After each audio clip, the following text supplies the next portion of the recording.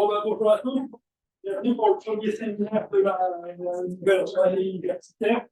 Donc aujourd'hui, nous accueillons Gabriel Assiles, qui est professionnel de recherche à l'Université de Sherbrooke, dans le département de GSCG, et qui travaille depuis certifié la télédétection en poste. Donc Gabriel Assiles, depuis voyager, puisque elle est passée par l'Allemagne faire son doctorat à l'Université de Brunswick. Et puis, donc, maintenant, au Canada depuis 2015. Oui. Voilà, donc, elle va nous faire un résumé de ses travaux sur le traitement de données spatiales pour l'environnement. Oui. Merci beaucoup pour cette introduction. Oui, merci premièrement à tous pour votre intérêt envers ma présentation qui porte sur l'intégration des technologies géospatiales novatrices pour des applications environnementales.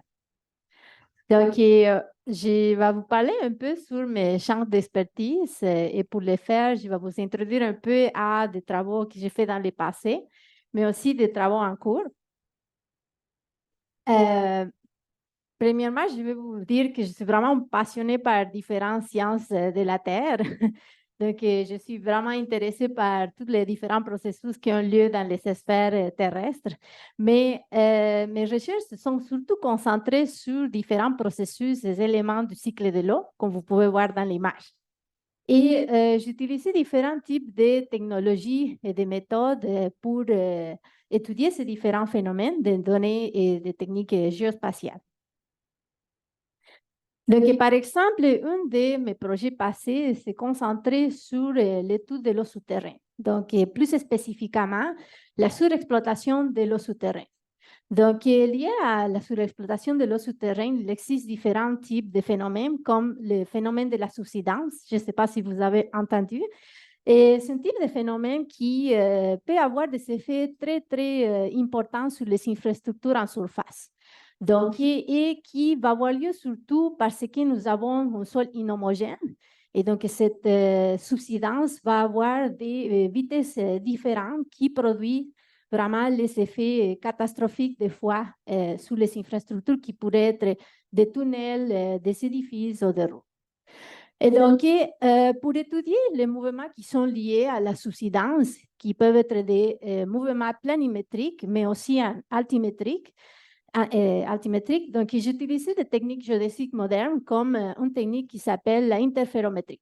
Donc, je vais vous parler un peu plus en détail sur c'est quoi l'interférométrie dans une de mes prochaines diapos. Et cette technique est vraiment très puissante pour détecter des mouvements vraiment avec une grande précision. Et donc, ça, c'est un de mes travaux passés sur lesquels j'ai fait une recherche avec des données de télédétection pour des applications liées à l'eau souterraine.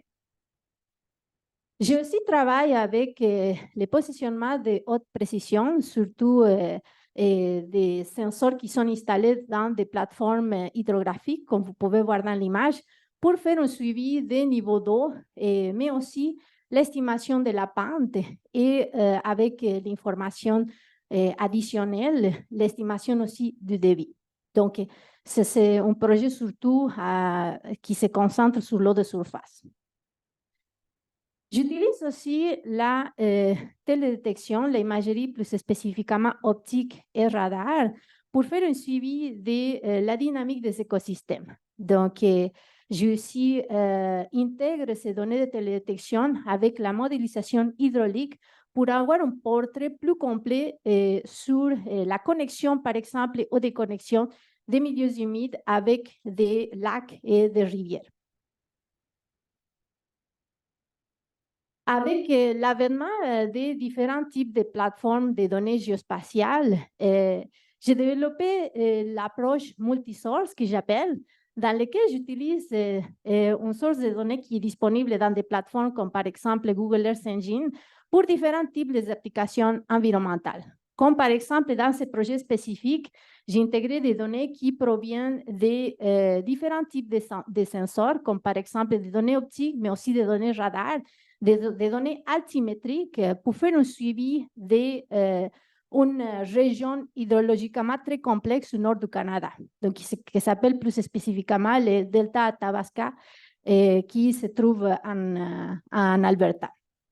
Je aussi utilise cette approche multisource pour des applications en cryosphère, donc par exemple pour des études d'estimation de l'épaisseur de la glace et de couverture de la glace dans le cas des lacs et des réservoirs.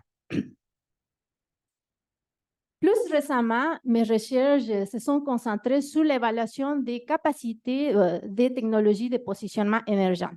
Donc, plus spécifiquement, des sensors altimétriques modernes qui vraiment viennent à révolutionner la façon à travers laquelle nous allons mesurer différentes variables altimétriques, comme par exemple les niveaux d'eau, les débits et des autres variables aussi. Donc, j'aimerais prendre quelques minutes justement pour parler d'un projet spécifique en lien avec ces recherches. C'est un projet de maîtrise que j'ai supervisé et dans lequel nous avons eu 3 objectifs principaux. Donc, le premier objectif, c'était de vérifier si les modèles hydrologiques Weather and Research Forecast Hydro, que c'est un modèle à grande échelle, et qui s'est surtout utilisé pour des applications opérationnelles, était capable de représenter le comportement hydrologique d'un réservoir très important pour Hydro-Québec qui s'appelle le réservoir Eastman, qui se trouve au nord du Québec. Et donc, ça, c'était le premier objectif. Notre deuxième objectif, c'était de voir si les observations, les pseudo-observations qu'on appelle altimétriques, étaient capables de nous aider à améliorer l'estimation des bilans hydriques pour ce réservoir. Et le troisième objectif, c'était de voir dans un contexte de prévision si le temps de latence, ça veut dire le temps entre le moment de l'acquisition et le moment de réception, pourrait avoir un impact sur l'estimation du bilan hydrique.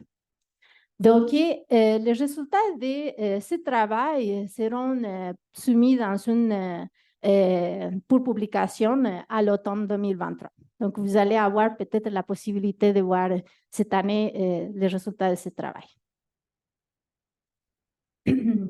Donc, avant de rentrer plus en détail sur la motivation derrière mon programme de recherche, je m'excuse s'il y a une image qui est apparue.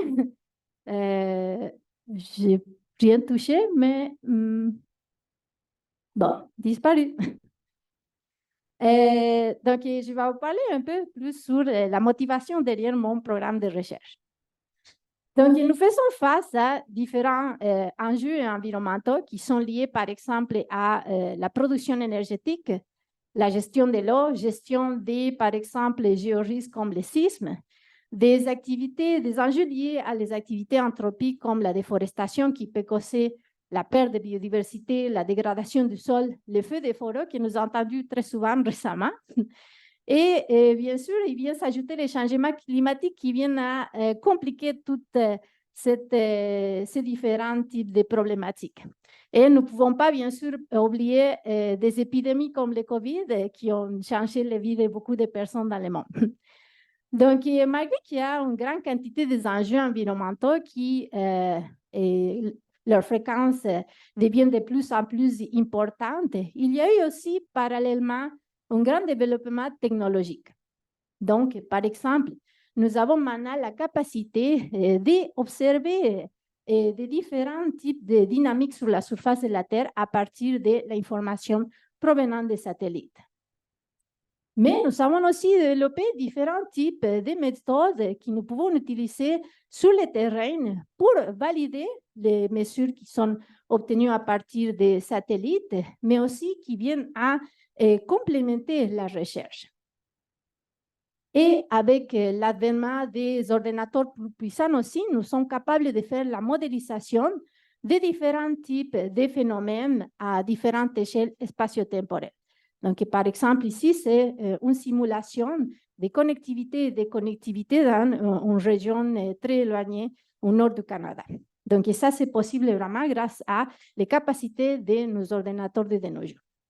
Donc, nous avons beaucoup de problèmes, mais nous avons aussi beaucoup de ressources pour faire face à ces problèmes. On ne va pas les éliminer, mais au moins, on peut mitiguer les conséquences liées à ces enjeux.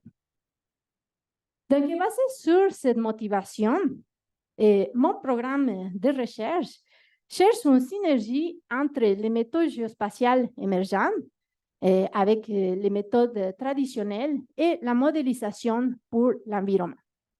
Plus spécifiquement, je cherche à valoriser les données émergentes, donc savoir comment ces données peuvent vraiment changer la façon ou améliorer notre façon d'étudier différents enjeux environnementaux. Bien sûr, il faut tester aussi et développer des outils géospatiaux modernes pour intégrer ces différentes données. Et l'idée aussi, c'est, avec ces informations, ces nouvelles informations, de mieux quantifier les effets du changement climatique et des activités anthropiques. Donc, mon programme de recherche, que je l'appelle Intégration des technologies géospatiales novatrices, cherche à intégrer différents types de technologies émergentes qui vont permettre le suivi dynamique de différentes variables environnementales. Donc, par exemple, nous pouvons intégrer certains types de sensors sur des drones, des plateformes comme des drones, mais aussi il existe de nouvelles technologies altimétriques qui pourraient être intégrées dans des plateformes satellitaires et bien sûr sur des plateformes comme celles que j'ai montrées, plus in situ, plus sur le terrain. Donc, nous allons avoir une grande quantité de nouveaux données qui arrivent, mais nous avons aussi des données existantes qui c'est important de les intégrer pour avoir vraiment un portrait plus complexe de ce qui se passe dans notre environnement. Et donc, pour faire cette intégration, nous pouvons utiliser, par exemple, des techniques d'apprentissage automatique qui vont nous permettre d'établir des relations, des patterns et des anomalies, et aussi de générer un modèle optimal ou d'améliorer les modèles existants. Et donc, ces différents types de méthodes d'apprentissage automatique, ça peut être pour la classification ou pour des autres types des objectifs, seront appliqués dans 3 axes de recherche principaux, comme sur l'eau libre, sur les milieux humides, et l'axe 3 qui porte sur le régime de glace et les processus associés. Donc, comme vous remarquez, dans ce cadre, il y a différents types d'objectifs et de produits qui sont ciblés. Mais en même temps, ces 3 axes de recherche sont vraiment très interliés.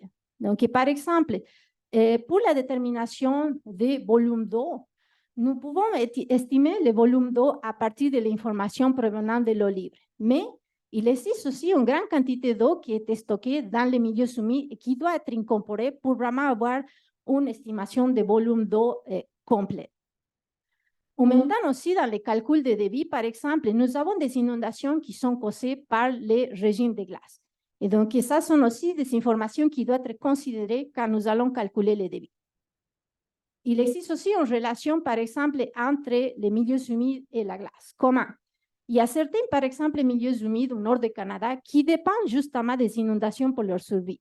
Et donc, c'est pour ça que je parle de vraiment une interliaison très importante entre ces axes de recherche. Et donc, si bien je présente ces 3 axes de recherche, les différents types de méthodes de collecte et de traitement et d'analyse de données sont vraiment des méthodes qui peuvent être appliquées dans des autres types de recherche. Donc, c'est un plan de recherche qui reste quand même flexible.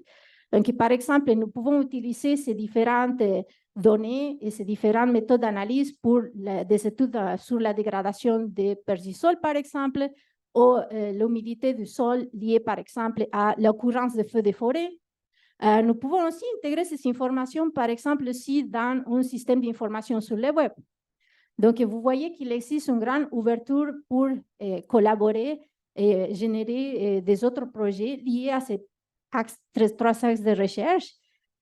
Donc, ça reste, comme je viens de dire, un plan de recherche très flexible. Donc, maintenant, j'aimerais parler un peu plus en détail sur ces 3 axes de recherche, les contextes, les objectifs spécifiques et ces technologies émergentes que j'ai nommées tout à l'heure. Donc, le premier axe de recherche qui porte sur l'eau libre, c'est un axe de recherche dans lequel nous allons utiliser l'altimétrie spatiale. Donc, le contexte de ce projet, c'est pensé surtout en considérant que l'eau, c'est vraiment une ressource vitale Et juste au Canada, comme vous pouvez remarquer dans la carte supérieure, il existe une grande densité de lacs et réservoirs. Donc, en effet, 20% des recherches mondiales d'eau douce sont concentrées sur le Canada. Donc, vraiment, c'est très important pour la société canadienne de connaître combien d'eau nous avons, où l'eau s'en va et combien d'eau nous allons avoir pour les activités futures. Mais malgré cette grande densité des lacs, des rivières, des milieux humides, comme vous pouvez remarquer dans la carte inférieure qui montre la densité des lacs et rivières proches même de l'Université de Laval. Donc, il existe une grande quantité de données hydrométriques qui manquent. Donc, c'est presque impossible, comme vous voyez, d'instrumenter chacun de ces lacs, réservoirs et milieux humides. Donc, il existe donc une compréhension incomplète du comportement hydrologique des bassins versants, peut on en juger, et bien sûr, on a les effets du changement climatique qui viennent à compliquer cette compréhension de la hydrodynamique. Et donc, pour faire face à cette manque de données, je propose d'utiliser des données de la mission Surface Water and Ocean Topography, la mission SWOT. La mission SWOT qui c'est vraiment une mission révolutionnaire et qui c'est un effort entre différentes agences spatiales, la NASA, le CNES, l'Agence spatiale canadienne et l'Agence spatiale de l'Angleterre. Donc, cette mission, ce satellite a été lancé très récemment, l'année passée, et l'objectif, c'est d'estimer le niveau d'eau global. Donc, des océans, mais des eaux aussi continentales. Et c'est le premier type, sensor de ce type, d'être capable de générer des images 2D avec une grande précision. Mais comment est-ce que marche cette technique émergente et révolutionnaire? Bon, les satellites soit utilisent l'interférométrie radar. Donc, je vous avais déjà nommé dans une de mes premières diapos que j'avais déjà utilisé cette technologie et nous allons un peu expliquer ça sert à quoi et comment ça marche l'interférométrie. Pour le faire, nous allons imaginer une chauve-souris qui envoie des signaux sonores dans l'espace et qui, dans le chemin, trouve, par exemple, dans l'image, un papillon. Et donc, avec les contacts des signaux sonores qui vont retourner à chaque oreille des chauves-souris, nous allons être capables d'estimer la position 3D de ce papillon. Donc, ça qu'on appelle la écolocalisation. Et donc, dans le cas de SWOT, on ne parle pas des signaux sonores, on parle des signaux radar. Et donc, c'est vraiment le même type de phénomène qui se passe, ou la même base qui s'est utilisée pour SWOT, pour estimer, dans ces cas, les niveaux d'eau par rapport à une référence qui représente la surface de la Terre. Et donc, cette technique, c'est une technique qui peut être utilisée en imagerie satellitaire, mais ça peut être utilisé aussi avec des sensors de positionnement comme le système GNSS. Donc, ils peuvent être utilisés pour mesurer des mouvements avec grande précision, mais aussi pour estimer des modèles digitaux de terrain. Donc, les projets spécifiques en lien avec cet axe de recherche sont de valoriser les données SWOT pour la ressource en eau, de valider, bien sûr, les données SWOT, d'évaluer les sources d'incertitudes qui peuvent être causées parce que, par exemple, avec SWOT, nous utilisons un datum qui est différent des datums utilisés au Canada. Donc, pour intégrer les données SWOT pour la gestion d'eau au Canada, nous devons faire face à des incertitudes qui proviennent justement de cette conversion. Il existe aussi des effets géométriques qui peuvent être causés, par exemple, par la présence des forêts dans les bassins forestiers, par exemple. Et il existe aussi des autres types d'effets géométriques qui peuvent être causés par l'orientation justement des différents cours d'eau par rapport à la fauchée du satellite. Et donc, l'idée, c'est en intégrant ces données SWOT, par exemple, dans des modèles hydrologiques ou hydrauliques, d'améliorer les bilans hydriques. Donc, je vais vous parler un petit peu plus en détail sur un de ces objectifs, la validation des données SWOT. Comment nous allons faire ça? Donc, il existe déjà disponible pour nous des grandes quantités de données disponibles dans Google Earth Engine, par exemple. Et nous pouvons faire déjà un suivi spatio-temporel de l'étendue ou de l'échangement dans l'étendue des différents cours d'eau. Donc, par exemple, ça, c'est le lac Saint-Joseph, proche de ici. Et donc, nous sommes capables de vraiment faire un bon suivi à travers le temps. Il existe aussi, bien sûr, l'information déjà disponible à partir des informations des stations hydrométriques installées par le gouvernement. L'information aussi qui provient de les LIDAR, qui peut nous permettre d'estimer l'étendue d'eau. Et nous pouvons aussi intégrer la mesure in situ à partir des mesures GNSS, ça peut être les mesures traditionnelles GNSS pour les mesures de niveau d'eau, mais aussi nous pouvons intégrer l'interférométrie GNSS pour mesurer les niveaux d'eau. Et donc, en intégrant l'information de ces différentes sources, de superficie et d'auteur, nous pouvons valider les données SWOT, mais aussi établir ce qu'on appelle les courbes isométriques. Et donc, nous pouvons utiliser des méthodes d'apprentissage pour, par exemple, de régression, pour générer des modèles aussi qui peuvent être utiles à des fins de prévision, de prédiction. Désolé. Le deuxième axe de recherche porte sur l'évaluation des données émergentes pour le suivi des milieux humides. Donc, le contexte de ce projet, c'était pensé surtout en considérant la grande valeur écologique des milieux humides. Donc, comme vous savez, les milieux humides sont vraiment des régulateurs d'eau. Les inondations, les sécheresses sont vraiment des services qui les milieux humides nous offrent. Et il y a eu une sensibilisation accrue de leur importance socio-économique, surtout en face du changement climatique. Mais nous avons une connaissance insuffisante sur leur capacité de stockage d'eau. Et aussi, il existe aussi dans ces contextes les besoins de génération de plans d'action par les MRC pour la gestion de ces milieux humides et la ressource en eau en général. Et donc, les objectifs de ce projet sont de mieux diagnostiquer et prévoir l'état des milieux humides, de mieux quantifier les effets des pressions anthropiques et climatiques. Et comment nous allons faire ça? Bien, l'idée, c'est d'évaluer et d'intégrer des données émergentes qui viennent à nous donner des informations plus complètes sur la dynamique des milieux humides, en termes d'étendue, mais aussi en termes de niveau d'eau, et donc des volumes. L'idée, c'est d'utiliser des données qui proviennent d'une nouvelle mission qui va être lancée en janvier 2024. C'est la mission NISAR, qui c'est une mission en collaboration entre le NASA et l'Agence spatiale indienne. Et c'est vraiment une mission qui c'est très importante et qui va avoir un objectif, qui va avoir plusieurs objectifs, donc comme de suivre les changements environnementaux, soutenir la gestion des ressources naturelles et la prévision des catastrophes. Et c'est le premier type radar de ce type qui utilise deux bandes, la bande L et la bande S, pour nous donner une information plus détaillée, plus diversifiée sur la Terre. Et donc, c'est une mission vraiment très complémentaire de la mission SWOT. Et c'est une mission qui peut être utilisée aussi ensemble avec la méthode interférométrique pour estimer des étendues d'eau, mais aussi les niveaux d'eau.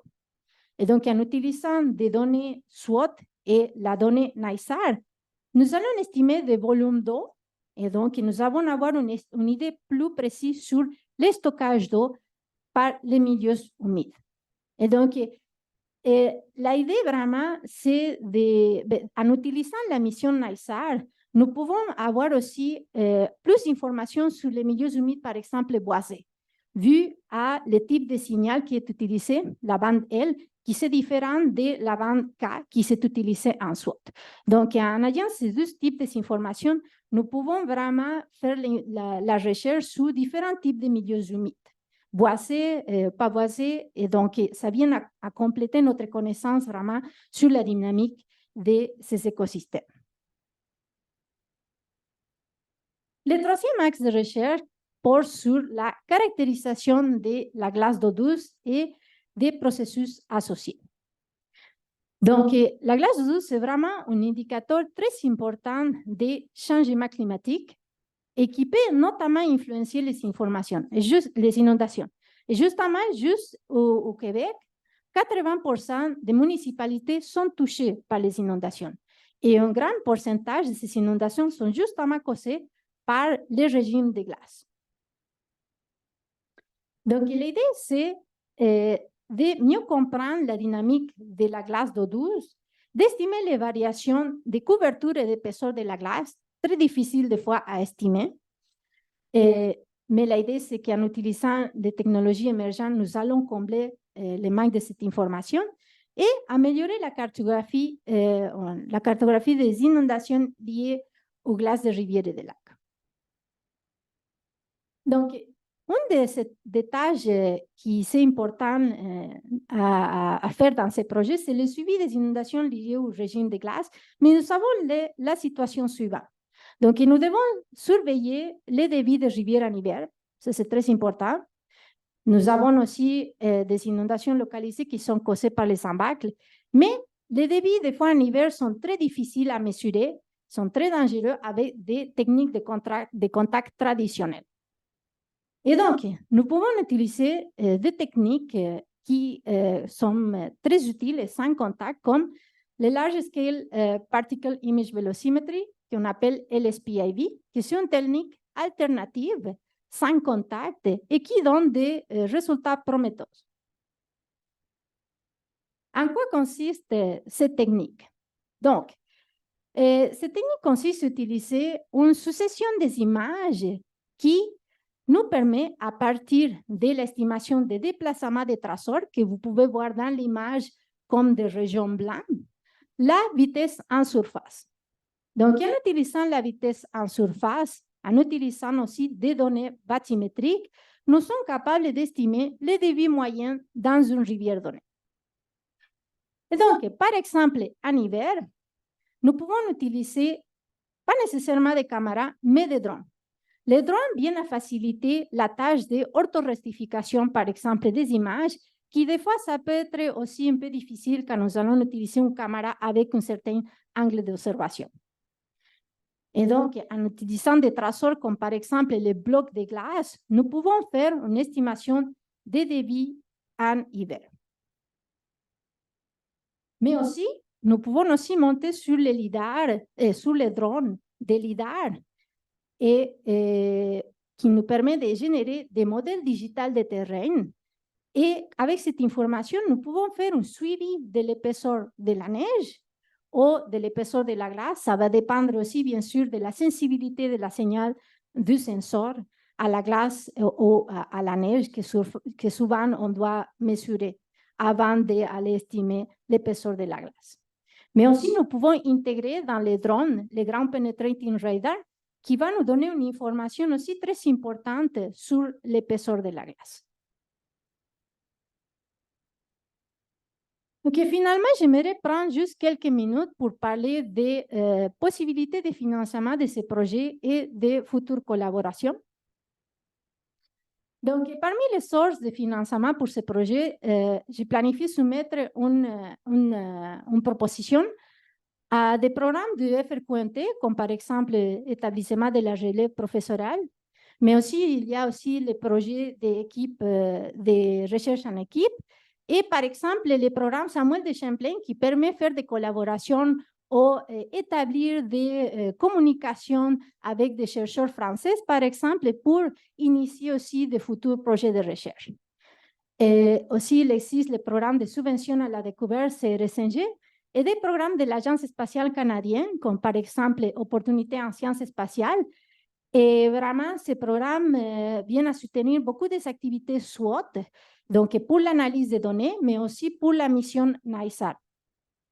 Il existe le programme TOSCA, on planifie avec le groupe de recherche aussi à Sherbrooke de soumettre avec le groupe français du LEGOS, le groupe de recherche en hydrologie et glaciologie, une proposition à l'automne 2023. Et selon mes connaissances, il existe un fonds de démarrage, peut-être à l'Université de Laval, qui pourrait être utile. Et aussi le programme Alliance CRSNG qui permet une collaboration avec des des organismes privés, comme par exemple des entreprises, ou ça peut être aussi des autres organismes publics ou semi-publics, des compagnies comme Hydro-Québec, par exemple, qui pourraient être très intéressées par ces projets.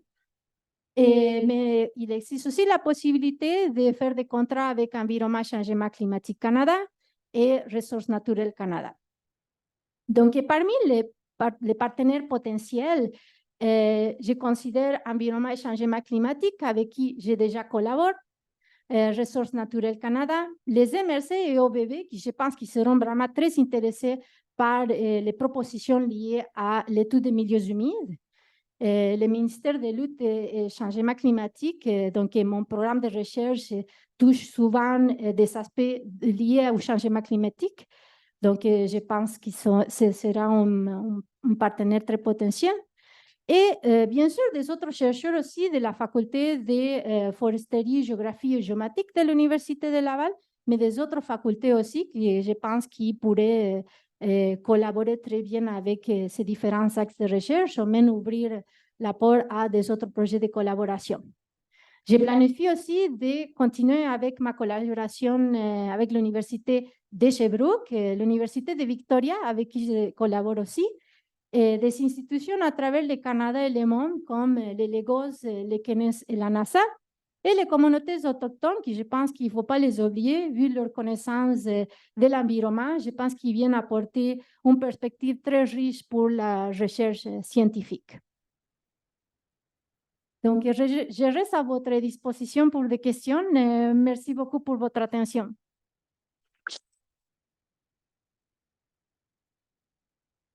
Merci beaucoup pour la présentation. Donc, c'est quelque chose d'assez bizarre. On va passer aux questions de l'audience. Est-ce qu'il y a des questions? Oui. Alors, une petite question. Oui.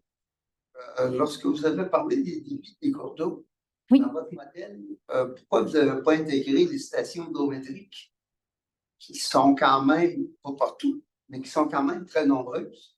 Oui. Qui sont souvent aux endroits stratégiques. Oui, oui, ce sont aussi des informations qui seront considérées dans le projet pour valider, par exemple, les données qui proviennent de l'SPIV. Donc, ça, c'est une information qui, si bien je n'ai pas les nommé spécifiquement pour le dernier projet, j'ai aussi nommé dans, par exemple, l'axe SWOT, qui seront aussi considérées comme une information à tenir en compte et qui viennent aussi à valider beaucoup de données de télédétection, par exemple. Exactement, parce que ce sont des... Vous ne pouvez pas avoir de données. Oui.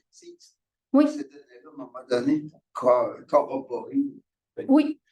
Oui, tout à fait. Donc, c'est sûr qu'ils seront intégrés.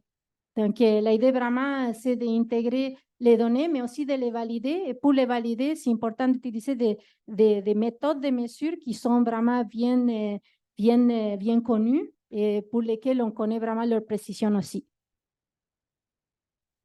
Donc, on a une question de Vincent. Oui, bon, merci beaucoup pour votre présentation. C'était assez riche, c'était très diversifié. Oui. Motivé aussi, on sent bien votre passion. Merci beaucoup. D'abord, j'aimerais savoir un petit élément contextuel. Vous avez quoi comme formation? Est-ce que vous l'avez dit au début ou c'est moi qui l'ai manqué? Non, désolée, j'ai manqué cette information, mais j'avais vu le temps, mais je ne voulais pas comprendre trop de temps. C'est juste pour mieux comprendre, mettre en perspective ce oui. que vous faites et vos intérêts versus... oui, j'ai une formation en géophysique et en géodésie. C'est ma formation de base. D'Argentine, c'est ça? D'Argentine. Votre doctorat était sur... sur la télédétection. Oui, radar principalement. Et l'eau souterraine. Puis ma question, une question que j'aurais. Vous vous intéressez beaucoup à l'intégration multicapteurs. C'est effectivement très, très intéressant et très porteur. Mais peut-on intégrer n'importe quoi avec n'importe quoi? Ou dit autrement, c'est quoi les défis auxquels on fait face quand on veut effectivement intégrer plusieurs capteurs selon votre expérience? Mais selon mon expérience, c'est que ces différents capteurs ne sont pas tous qui vont marcher de façon appropriée pour telle et telle application. Donc, je pense qu'ici, les défis, on les voit dans l'expérimentation. Et aussi, des fois, on a la résolution qui peut être différente, leur sensibilité aussi. Et donc, par exemple, il faut trouver des façons, par exemple, si on travaille avec l'imagerie, qui soit une résolution qui soit cohérente avec les différentes acquisitions. Donc, ça peut être aussi des facteurs météorologiques aussi qu'on ne contrôle pas des fois. Et donc, on pense que ça va marcher, mais finalement, on n'a pas pris en compte qu'il y a du vent, et il fait trop froid et l'appareil ne marche pas très bien. Donc, c'est ça, il y a... C'est très empirique, finalement. Si je comprends bien, c'est correct, hein, c'est très empirique, mais est-ce que ça existerait? Est-ce que ça pourrait faire partie d'un programme de recherche dans 20 ans, 30 ans, de dire, moi, là, je vais développer un outil, une approche qui va vraiment, on va pouvoir intégrer n'importe quoi avec n'importe quoi. Est-ce que ça a du sens ou c'est complètement absurde ou selon... C'est sûr que la technologie évolutionne aussi à travers le temps. Donc, je pense que ça dépend de l'échelle de temps qu'on considère. Donc, avec l'évolution, c'est ça, peut-être que je devrais mettre à jour mon dispositif. Merci beaucoup de ta présentation. Et peut-être compléter la réponse à ta question. Gabriela me disait un peu plus tôt ce matin qu'en Argentine, elle étudiait à la même université où était rattaché M. Raphaël Sanchez, qui était professeur ici. Fait que juste pour dans le contexte. Le cadran solaire, là? Oui, on a justement comme ça en Argentine, nous aussi, fait par un autre étudiant, de ce professeur Sanchez aussi. Mais oui. Là, je vais passer une question en ligne de Thierry Bazard qui demandait justement sur vos travaux. Comment vous vous positionnez par rapport aux travaux de Mélanie Fidel, de Cherbourg, qui est Monique Bernier à l'INFA? Je pense que mes travaux sont complémentaires, mais aussi innovants. Je propose aussi des autres techniques qui sont pas tout à fait utilisées dans les groupes de Mélanie, par exemple, mais qui sont complémentaires.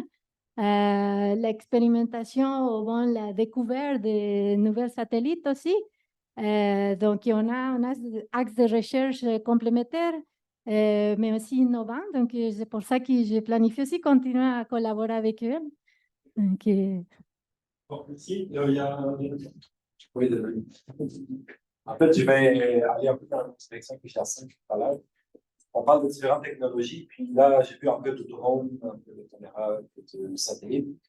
Est-ce que, comment tu fais l'intégration, c'est plus pour la validation, c'est plus sur le terrain, comme les drones de surface, comparativement à des drones satellitaires, comment ça se passe? mais ce n'est pas juste la validation. C'est sûr qu'une des premières étapes, je considère que c'est un peu la validation avant de vraiment intégrer ces données, par exemple, dans la modélisation. Donc, ce n'est pas juste les volets validation, c'est vraiment... C'est une modélisation multi-source, multi-échelle aussi. On travaille. Oui. Oui, c'est pour ça aussi que j'ai parlé des défis aussi de résolution cohérente là, avec différents capteurs et tout. Donc, Oui, ça, merci. Effectivement, c'était très riche. Juste pour Thierry, Monique est partie à la retraite, donc la place est à prendre. J'avais une petite question sur SWOT, juste pour mieux comprendre un petit peu justement l'apport de cette nouvelle mission. Comment SWOT, en termes de fonctionnement, se positionne par rapport aux autres missions interférométriques, parce que de l'interférométrie radar, il y en a d'autres. C'est quoi un petit peu la nouveauté dans la mission SWOT, et notamment pour les débits d'eau par rapport à ce qui existait jusqu'à présent comme opportunité en interférométrie? oui, bon, SWOT, c'est la première mission vraiment qui nous donne deux informations simultanées. Donc, l'auteur et l'étendue. Donc, avec les anciennes missions altimétriques, c'était surtout les niveaux d'eau, mais on manquait d'informations altimétriques. Et donc, si on devait combiner l'information altimétrique et l'information d'étendue d'eau qui provient des autres sensors, peut-être que ce n'est pas tout à fait cohérent. Donc, ça vient vraiment à satisfaire ce besoin.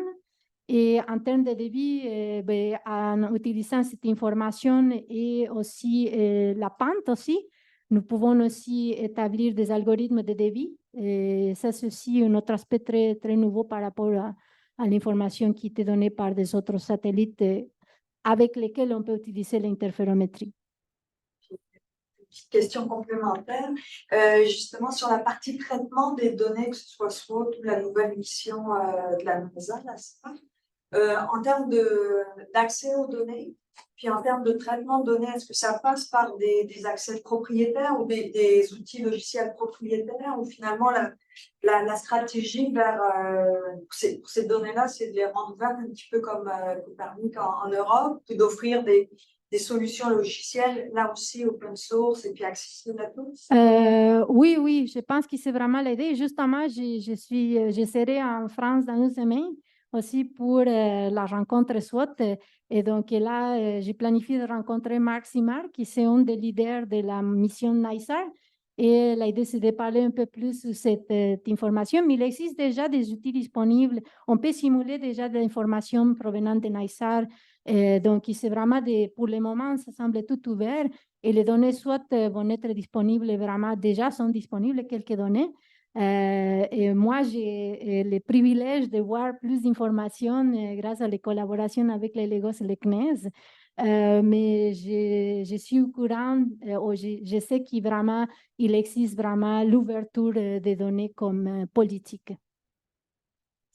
Tu sais que Maximard, il vient d'ici, hein? Il a étudié Oui. ici, hein? Oui, il a fait aussi à Sherbrooke une partie de ses études. Donc, et justement, on a juste pour compléter, on a participé à des mesures sur la chaudière la semaine passée. On était juste là pour un projet en collaboration avec Marc Simard aussi, pour la validation des données SWOT avec des sensors similaires à SWOT, mais aéroportés. Peut-être vous avez parlé de géorisque, d'inondation, de mesure des quantités d'eau qu'un secteur peut comprendre. Pensez-vous que vos travaux pourraient s'inscrire également dans le cadre de toute la révision et la refonte des cartes d'inondation au Québec qui va se faire dans les 3 à 4 prochaines années, où on va refaire la cartographie ce ne sont plus uniquement des zones d'inondation, mais cartographier le risque d'inondation qui est différent. Je pense qu'on va le faire de manière assez empirique à partir des données d'événements antérieurs d'inondation et des élévations niveau d'eau. Avec vos travaux, est-ce qu'il serait capable pensez-vous que ce serait possible un jour d'en arriver à modéliser automatiquement avec certaines validations de terrain une cartographie des zones à risque d'inondation? Oui, je pense que c'est tout à fait faisable. C'est sûr qu'il faut considérer les changements climatiques encore partout qui viennent à ajouter aussi une autre variable, mais aussi l'information des modèles climatiques aussi disponibles qui sont de plus en plus performants aussi et qui pourraient être aussi inclus pour améliorer la prédiction aussi des zones inondables. Puis, vous l'avez dit, le changement climatique vient poser une couche d'incertitude plus ou moins grande sur ces exercices de cartographier les risques et surtout les risques d'inondation. Oui, oui, oui. Arnaud, petite question. Vous parlez beaucoup d'inondations, d'hydrologie.